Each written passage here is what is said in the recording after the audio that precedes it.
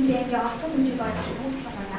Бид тэгэхээр сургуулийнхаа ахын байнгын сурагчид буюу ийм 320-ийн сурагчид хөдөлгөөний асуудлыг асуусан байна. За үүний 25% бол зөвшөөрсөн усны хамгийн том байна. 10% номын сангийн багтаамж байна. Үхэн жанцаар бол бие тамирын талбай төвчл байна гэж асуудлыг гаргаж ирсэн байна. Би түүнээс хамгийн өндөр асуусан буюу бие тамирын талбай төвчл байна гэж асуудлыг сонгож авч одоо үүнийхөө хүрээнд сургуулийн 373 сурагч 54 багшлаг сургуулийн сурагчдын 95 эцэг ихээс одоо судалгаа авсан байгаа. За үүний нийцэл үйлдэлээр гэх юм бол би болон миний хүүхэд эрүүл аюулгүй шаардлага хангаагүй бие тамирын талбай хичээлж байна гэж гарч ирсэн байна. За мөн би ахуй аймаг спортын хичээлийг 168 сурагчдаа одоо бэлтгэж ямар нэгэн бүлтгэл гаргахгүй гэж одоо асуусан. Одоо үүн болохоор талбай байх учраас бидний бэлтгэж маш хүндэтэй байлаа гэж гарч ирсэн байна. За мөн би судалгаа хийх явцдаа манай сургуулийн арын бие тамирын талбай ахуй аймагтаа ганцхан байдаг стандарт хэмжээтэй талбай буюу 8260 м2 гэдгийг мэдээж авсан. За мөн бид одоо үүнийхээ асуудалтайгаа холбогдуулан хуулиудыг судалсан байгаа. Одоо жишээлбэл Монгол Улсын үндэстэн хууль, богцон боловсролын тухай хууль, хүүхэд хамгааллын тухай, зөрчлийн тухай хууль гэх мэтийг судлахын зэрэгцээ одоо бас хөтөлбөр тогтоолуудыг бас судалсан. За үүнээс сурталчилсан Засгийн газрын 2017 оны 700 дугаар тогтоолын хүүхдийн үр хамгааллын үндэсний хөтөлбөрийн 2-1-1 заснаар хүүхдийн эрүүл аюулгүй орчинд амьдрах эрхийг хангах одоо орчныг бүрдүүлэх хэмээн тусгаж өгсөн байна. Гэвч бидний энэ асуудал энэ хууль тогтоолуудыг зөрчиж байгаа учраас заавал шийдвэрлэх ёстой байгаа. За мөн засаг даргын 2017-оос 2020 оны мөрийн хөтөлбөр тухайн аймаг орон нутагт одоо бие тамирын заах талбайг товчруулах нэмэлтээр бий болох гэсэн бидний төрийн болов болж байгаа. За хэрвээ бид энэ асуудлыг шийдвэрлэж чадахгүй энэ хэвээрээ байсаар байх юм бол манай сургуулийн хүүхдүүд хичээлдээ орох хэвхэн олон болж бидний эрх зөрчигдсөөр байна. Хэрвээ бид ахуй аймагтаа ганцхан шиг байгаа стандарт хэмжээтэй талбайгаа одоо товчруулж чадсан бол манай сургуулийн хүүхдүүд ч гэлгүй ахуй аймгийн нийт хүүхдүүдийн эрх ашиг хангагдаж манай орон нутагт аймаг бүсийн чанартай тэмцээнүүд зохиогдох бүрэн боломжтой байна. Санаа багийн гишүүн Омриада би тусламж буй асуултын хүрээнд 4 болгон хэлбэрүүдийг гаргасан байгаа. Төлбөр 1 байна. Ойролцоо сургуулийн бие тамирын талбай хичээллэх. Үүний маань давуу тал нь бол хүүхдүүд бид эрүүл аюулгүй орчинд суралцах хэдий ч гэсэндээ хүүхдүүд бидний хичээлийн 40 минутаас багасаа учраас энэ бодлогын хэлбэрийг биднээс тоогоогүй байгаамаа. Дараагийн маань төлбөр бол эцэг эх төгсөгчдийн санаачилгаар хандив бүрдүүлэх. Үүний маань давуу тал нь гэвэл эцэг эх төгсөгчд маань хүүхдийнхээ эрүүл аюулгүй орчинд суралцах төгсөлт нь өөрсдийнхөө оролцоог нэмэгдүүлэх давуу талтай боловч сул тал нь болохоор зөвхөн гэсэн мөнгө бүрдэхгүй байх магадлалтай гэж үзсэн учраас хүүхдүүд бид энэ хоёрдугаар хэлбэрийн мөнгөс тоогоогүй байгаамаа. Урдлах хөлбөр маань бие тамирын хичээлээ зөвхөн спорт салбарында хичээллэх. Үүний маань давуу тал нь гэвэл бүтэц гэмтэх эрсдэл ба төсөв мөнгө шаардлагагүй давуу талтай боловч одоо сул тал нь гэвэл намар хаврын улиралд болдог уралдаан тэмцээнүүдийг явуулах хүндрэлтэй учраас энэ хөлбөрийг бид мөн тоогоогүй байгаа. Хөлбөр 4 маань орон нутгийн улсын сангийн санхүүжилтээр шийдвэрлэх. Үүний маань сул тал нь гэвэл тусгай их шаардлагатай боловч хамгийн их төрийг болгоод нийцэж дэмжигдэж шийдвэрлэх хийх боломжтой учраас энэ бодлогын хөлбөрийг биднээс сонгосон байгаамаа. Бидний гаргасан энэ 4 хөлбөр нь бие тамирын спортын тухай хуулийн бүх шатны иргэдийн төлөөлөгчдийн хурлын бүрэн оролцоо, хүүхдийн эрхийн тухай хууль, мөн дээрээс нь эцэг эхчүүдээс хандив бүрдүүлэх журам зэрэгтэй одоо нийцэж ямар нэгэн хуультай хаштаггүй гэдгийг цомог дээр биднээс тусгаж өгсөн байгаа. Мөн бид бусад сургууль аймагуудын туршлагуудыг судлахад өмнө говь орхон гэх хоёр аймаг маань яг энэ асуудлынхаа дагуу орон нутгийн хөгжлийн сангийнхаа 130 гаруй сая төгрөгөөр шийдвэрлэж чадсан байна. Тэгвэл бидний энэ бодлогын хөлбөрөөр төр захиргааны байгууллагаар шийдвэрлэх боломжтой гэдгийг хүүхдүүд бид энэ жишээнээрээс мэдэж авсан байгаамаа. Эцэст нь бид нар энэ дөрвөн арга замыг боловсруулсныхаа үр дүнд бидний хамгийн сайн хөлбөр бол орон нутгийн хөгжлийн сангийн санхүүжилтээр шийдвэрлэх байлаа. Манай баяр гишүүн Сүмээ. Манай бүсийн бодлого бол орон нутгийн хөгжлийн сангийн санхүүжилтээр шийдвэрлэх. Манай бүсийн бодлогын давуу тал бол дэмжих бүрэн боловсролтой мөн дэмжигдэл эрүүл аюулгүй орчинд хичээлэн сургууль болон бүсийн улсын чанартай тэмцээнүүд зохиол байгуулах цаана суулгах санхүүшаад мөн цаг хугацаа шуурна. Бидний мэдээж бүх хүмүүс нь болохоор манай сургуулийн өдөртгөл мөн манай сургуулийн сурагчид багш зэрлүүд сумын төсөлөөр мөн бие тамирын багш нар ахуй аймгийн хөл бөмбөгийн холбооны гишүүд одоо дэмжиж байгаа.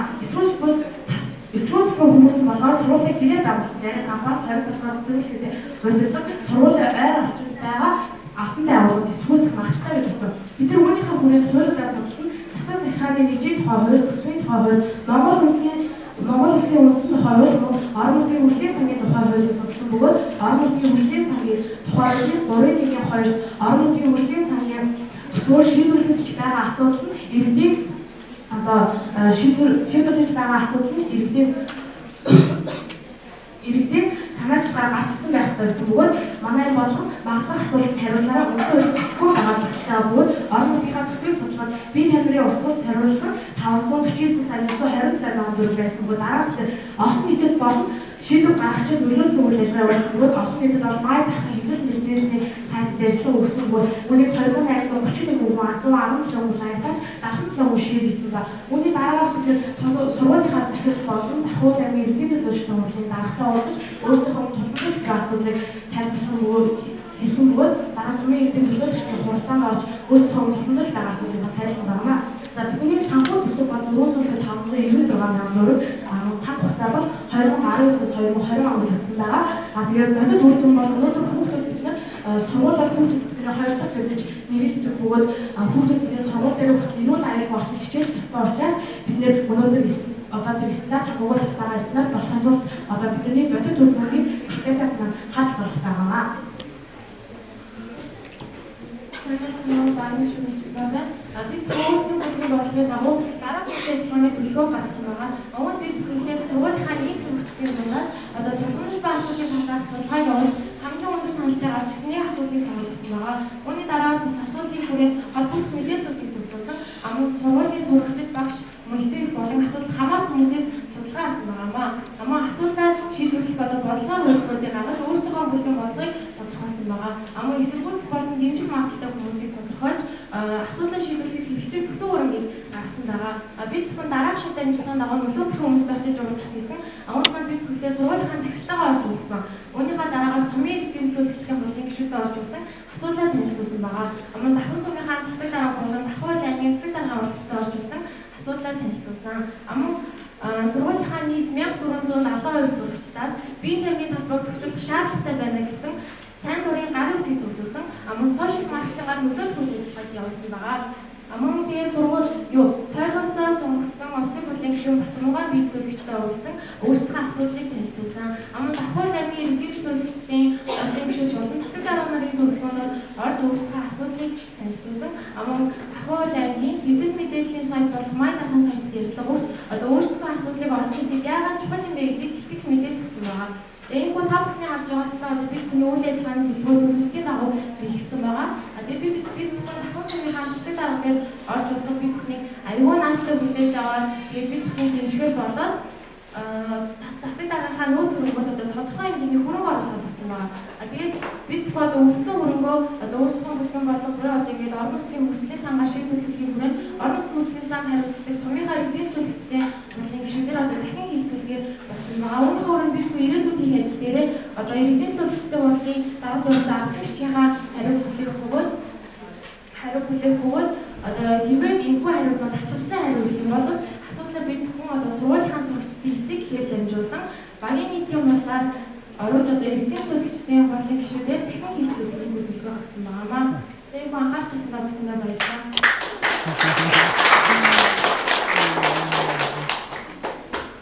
Танай багийн үйл ажиллагаа харахаар яг ингээд бүрэн зөвхөн багшсаа судалсан байна. Энэ төслөөр танаас нууж тогтоохтой даа бүлийн зорилгыг хэрэгжсэн байна гэсэн. Ямар холбоотой үйлдвэр орнууд байдгийг тийм ээ.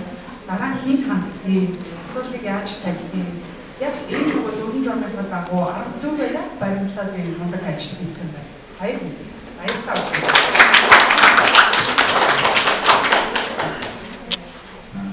Асуудал нь маш чухал болоод шийдвэр тийм амаргүй том сэдв болсон байна. 400-аас 500 сая төгрөгийн одоо хөрөнгө оруулалт шийдвэр зөв. Тэгэхээр энэ одоо нөлөөлөлт авах шууд сайн бодно гэсэн үг. Сайн нэг хаалцсан шийдвэрээ бичиг хацаад ирэх юм бол тэгээд энэ бол их сайн. Яг бол одоо төсөв батлагдсан учраас одоо дахиж хэлцээ 400 саяг бол гаргах гэдэг бол ер нь тулаалтай. Тэгэхээр дахиад өнөөс дараагийн ихтэй бол танай багийн язаас сайн талбар энэ нууц хэрэгцээ очиж бодлогоор маш сайн судалгаа хийсэн байна. Томхон хэмжээний мөнгө санхүүтэй эсвэл зайлшгүй мэргэжлийн байгууллагын одоо оролцож хийвэл зохих гэдэг ийм одоо чагуур чадтай төслүүд байгаа. Жишээл эдийн засгийн тооцоог нь яаж хийх юм? Техникийн тооцоог яаж хийх юм? Энд дээр жишээл 400 сая 600 мянган төгрөгийн тооцоог яаж хийсэн бэ гэсэн. Тэгэхээр ихэд тооцоог хийвэл эцсийн хувийн компани таахыг хатаа уулзаад бид яг би техник талбайг засаж байгаамаа тэгээд бид хэрэгцээтэй зүйлийг та ингэж өгөөч гэсэн чинь би нэмээд бодвол мэдээж наваа зүйл байх хэрэгтэй. Тэгээд наваа зүйлийг зөөр шараа талбайд тэсгээс илүү зээл цаад эсвэл илүү хүр ашигтай байдаг. Тэгээд гар бүлийг ахлах шороор би техник талбайг ингээд би техник талбайд оруулж байгаа юм. Тэгээд яг тэр хүнээс ингээд асуувал та нарын төсөв одоо энэ хүмүүс рүү залгаад ингээд нэг метр квадрат хэд байдаг ингээд өнгийн үртгийг асуугаараа тэгээд бид тэр хүмүүс рүү гадар хахаа өсвөн юм холбоо тэгээд төслөө гаргасан байгаа. Тэгээд бид нар болохоор зэрэг яг ингээд төсөл ингээд мэрэгжлийн хэмжээнд ингээд бичүүлэх гэсэн чинь цааны одоо хийх гэж байгаа зүйлийн чинь 10% байх хэрэгтэй гэсэн чинь бидний төсөв болохоор зэрэг одоо 400 гаруй сая байлаа гэхэд одоо түүний 10% гэхээр 40 сая төгрөг хилдээрээс учраас бид нар ингээд холбогдох хүмүүсийг олбогдоод өөрсдөө төслөө. Засаг хамгийн гол нь юм л дээ. Хаана чадвартай болж үлдэх ёстой. Энэ тооцоо 100% байх магадгүй ч гэсэн ер нь бол ханаа мэдээж байгаа. Тэгээд засаг даргууд амлцсан байна шүү дээ.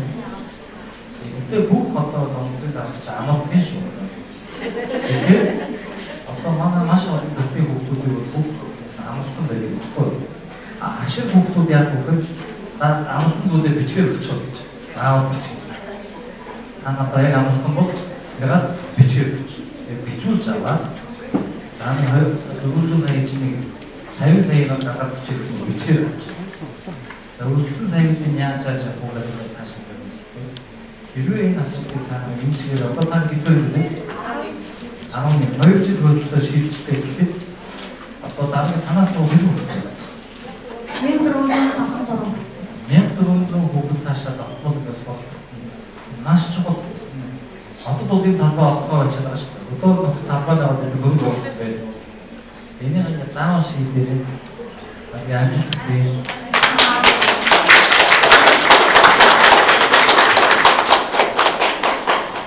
Спорт зал хийх зорилго яг болчихсон. Ашлаач. Яг спорт зал хийх болсон гэвэл спорт татаа төлөв болсон бол бүгдийн шинэ хоолны 45-ын бүгд ирүүл аюулгүй орчин спорт боловсруулах ихтэй гэдэг зүйл байдаг. Тэр зүйлийг одоо манай талбай туршилт байгаа учраас стандарт болов бүгдийн ихийн тухай тэр заалтыг зөрчихгүй байна. За би зүгээр бид бүгд мэдээж одоо энэ хуулийн заалтууд болон одоо хийх тухай хуулийн заалтууд ороод маш зүг.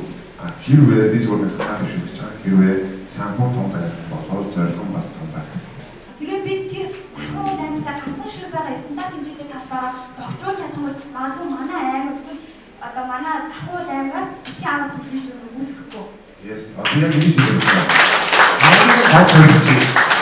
Хэрвээ энэ чадсан бол ус дэмжлэн, аймаг дэмжлэн хамгийн том зорилго ч л хаа. Мэдээж ирэх одоо тухайн өөрсдийн ажил орчин ажиллах. Гэхдээ зорилго ч хаа. Бид нар авралтай болж чадна. Яг гэвэл бид нар ийм одоо юу гэдэг хийсвэр байна. Ийм туршлагууд байна. Зөндөө хөвгөл байна. Ингэх юм бол наачтай том төсөлтэй бодлого нь аюу юу боломжтой болж ирж байна. Зааж байна.